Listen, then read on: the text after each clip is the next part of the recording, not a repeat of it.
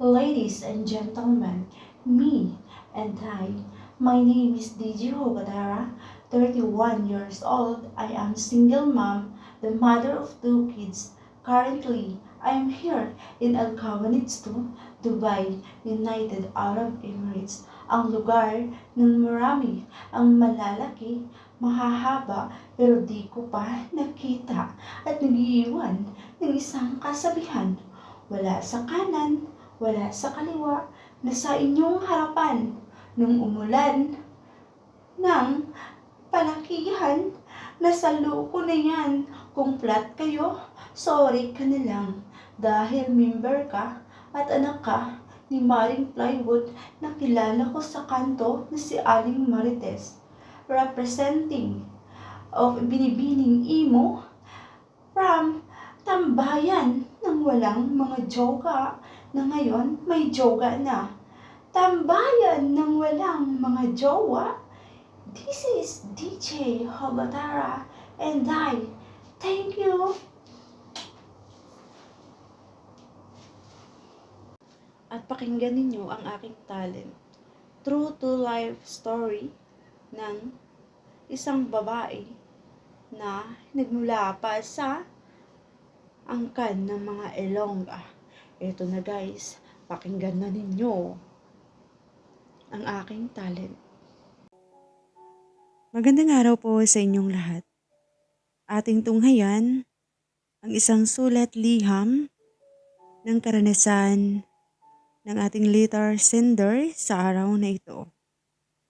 Bago natin simulan, shoutout nga pala sa inyong lahat na nandito ngayon, nakikinig at nakikita ako.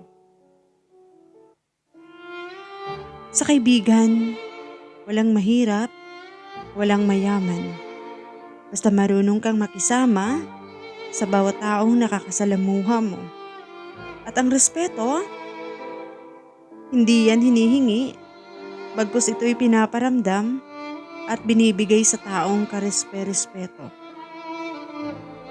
Ako nga pala si DJ Hogatera, isang babaeng pagala-gala dito sa aplikasyon ng Imo Lovers.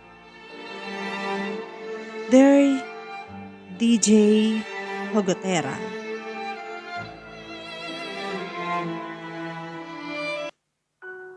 tawagin mo na lang ako sa pangalang Cho, tubong Mindanao at isang Ilongga.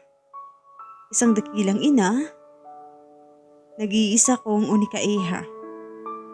Sana'y mapili mong basahin ang sulat kong ito. Ito'y bahagi ng aking karanasan dito sa larangan ng Imo. Minsan na akong umibig, nagmahal ng sobrang ngunit na bigo. Subalit di ako tumigil matapos akong malugmok ng sobra. Inisip kong may taong para sa akin talaga. At natagpuan ko nga nang hindi tumagal ang taong nagpapatibok ng aking puso. Sa katunayan DJ, 2 taon na kami na lumalaban sa LDR na relasyon. Minsan na din akong nagtiwala sa mga kaibigan na walang kapalit.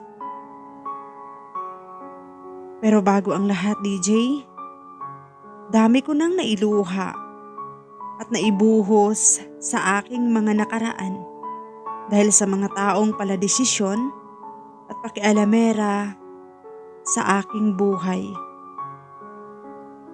DJ Hogatera, bago ko mabanggit ang Barrio 7 Legitan, bago namin nabuo ang tahanang ito, marami pa kaming pinagdadaanan ng mga pagsubok ng aking mga kaibigan. Simula sa tahanan ng OPM, ayaw ko nang sabihin ang pangalan ng VR para naman respeto na rin sa kanila.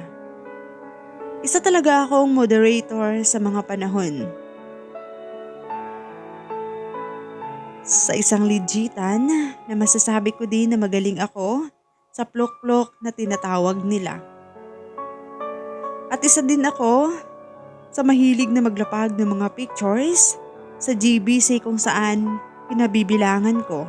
Nung mga panahon kasi na yon, sexy pa ako. Sexy pa rin ako ngayon.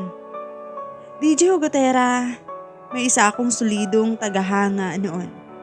Itago na lang natin sa pangalang Sky. Si Sky, kahit saan ako magmo-moderate, nandun yan. Hanggang sa naging admin kami pareho sa isang TTP. DJ Hugotera, masaya ang lahat sa kulitan, tawanan, asaran.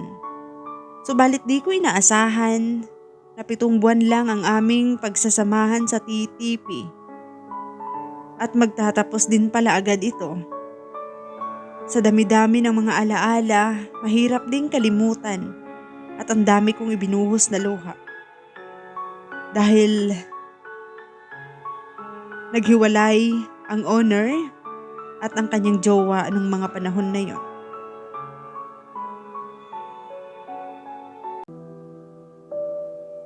Itinapon niya kami na parang basura sa tabi-tabi.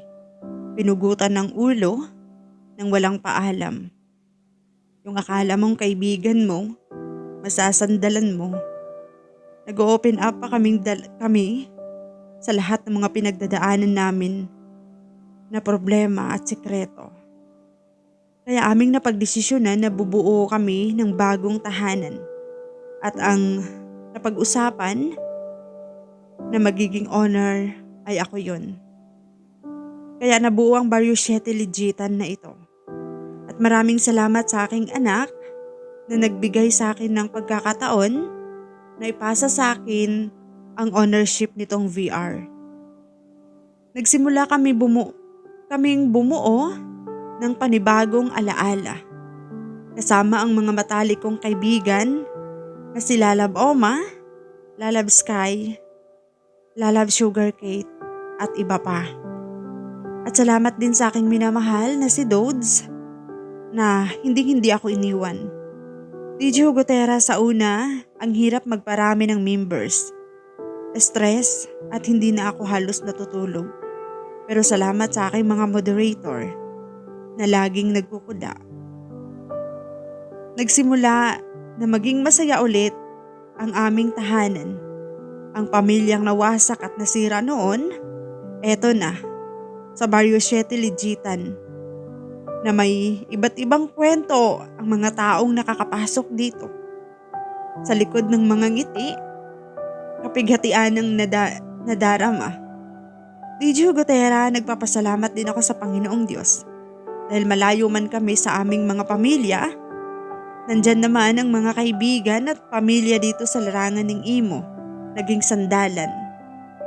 DJ, tulugan at tahanan na namin ang Barrio 7 Legitan. Ang saya lalo na pag nagkukulitan sa GBC. Lapagan ng mga litrato, videos sa TikTok, at iba pa. Subalit ang di ko inaasahan, may malaking bagyo pala ang dumating sa aming grupo. Sinubok kami lalo na ako. Nagkaroon ng samaan ng loob sa aking mga matalik na kaibigan. May nagsipag-alisan at may mga tinanggalan ako ng ulo. Hindi ibig sabihin noon na tinanggalan ko sila ng ulo, hindi ko na sila minahal. Umiwas lang ako sa gulo. Lalo na ayaw kong makaribat o makasakit ng mga salita sa kanila. Dahil naging parte sila ng buhay ko. Lalo na araw-araw bumabalik ang mga tao para murahin kami sa taas. Dumating na sa point na di ko na ipagtanggol ang aking sarili dahil wala akong dama sa mga oras na yun. At ang pinakamasakit, ang aking mga anak-anakan nakakatanggap ng malutong na mura. Bilang isang owner, kailangan kong uminahon at pakinggan ang bawat panig ng isa. Pero dumating na talaga sa point, DJ Hugotera, na umalis na ng tuluyan ng iba pa, ang iba kong mga kasamahan. Kahit sobrang sakit ang maiwan. At ang kanilang pag-alis, nanatili pa rin akong umaasa. Nung mga panahon na yon, dinaig ko pa ang nawalan ng jowa. Sa bawat paggising sa umaga, mugto ang mga mata. DJ, alam ko nasaktan ko sila at nasaktan din nila ako. Pero may kasabihan tayo. Patuloy lang sa buhay. Pagsubok lang lahat ng yan. Kaya ginawa ko, maging matatag pa sa lahat. Kaya pag aking naririnig ang kantang, "Do I Have to Cry for You?" napakabigat sa pakiramdam at lagi akong umiiyak. Dahil isa ito sa team song namin ng isa kong kaibigan na matalik kung saan eto. DJ Hugotera, sa paraan ng kantang iyan, bumabalik-balik sa akin ang masasayang samahan na dating puno ng mga halakhak, minsang nang nauwi sa samaan ng loob. Sa ngayon, DJ Hugotera, nagpakatawaran na din kami.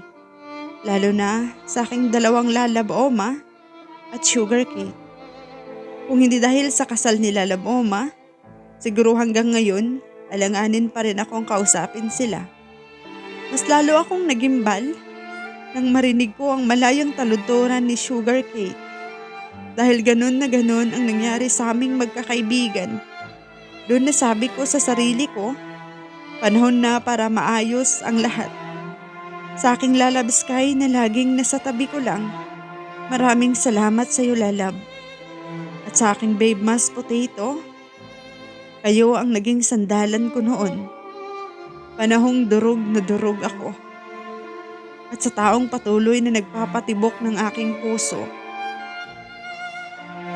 maraming salamat sa iyo, love.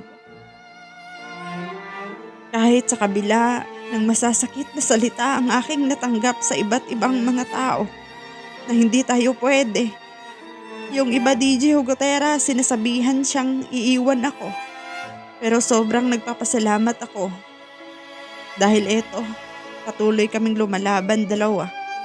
Sa katunayan, 2 taon na ang aming relasyon. Kahit naulit at naulit pa ang pangyayaring may umaalis at may dumarating sa BSL. DJ Hugotera, hindi ko din makalimutan ang isang pangyayari na naging dahilan ng aking pagluha ng sobra. At sa puntong ito, hindi lang samahan ang nasira, kundi pati ang tiwala. DJ Hugotera, tawagin na lang natin at itago sa pangalang Tabs.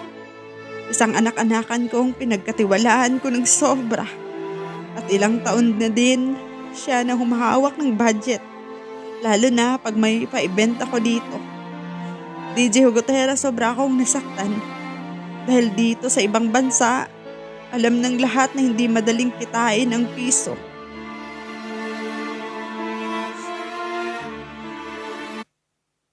Hinanap at hinintay namin siya ng matagal. Pero wala na. Nag-delete emo na siya. At hindi na namin mahagilap kailanman.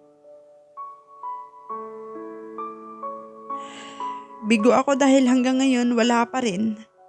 Wala pa ring Tabs na nagpapakita. DJ Hugotera, alam kong pera lang yon. Kaya ipinapaubaya ko na lang lahat sa Panginoon. Para sa akin, gusto ko na lang malaman kung ano ang dahilan kung bakit bigla na lang siyang umalis ng walang paalam. Sana isang araw, magparamdam na siya para maliwanagan kaming lahat. DJ Hugotera, sa ngayon, focus ako sa aking trabaho at sa aking mga anak-anakan dito sa BSL. Lalo na sa aking mga bagong admins. Maraming salamat sa inyo. Hindi ko man kayo may isa-isa, pero alam ninyo yan kung gaano ko kayo kamahal. Kayo na ang bago kong pamilya ngayon. Kayo yung nandito sa oras na ako'y manghina. Kapit lang tayo at padamihin pa natin ang member dito. At sa aking Lalab Sky, Babe Mas Potato, sa lahat ng mga old admins ko na hindi ako tinalikuran kailanman, at sa mga taong nagawan ko ng kasalanan at pagkakamali, maraming salamat. at muli kayong bumabalik sa aking buhay. DJ Hugotera, sa ngayon, masaya ako na masaya kami ulit at nagkukulitan ulit sa GBC. Sa'yo lalab Oma, sa'yo lalab Sugar Kate aka DJ Hugotera. Maraming salamat sa samahan. Simula 2018 hanggang ngayon nandyan pa rin kayo. God bless. More blessing and more sender DJ Hugotera. Ang nagmamahal at sumulat. Miss Chu nga pala. DJ Hugotera, maraming salamat sa pag-ere ng aking kwento. Mabuhay ka hanggat kailan gusto mo.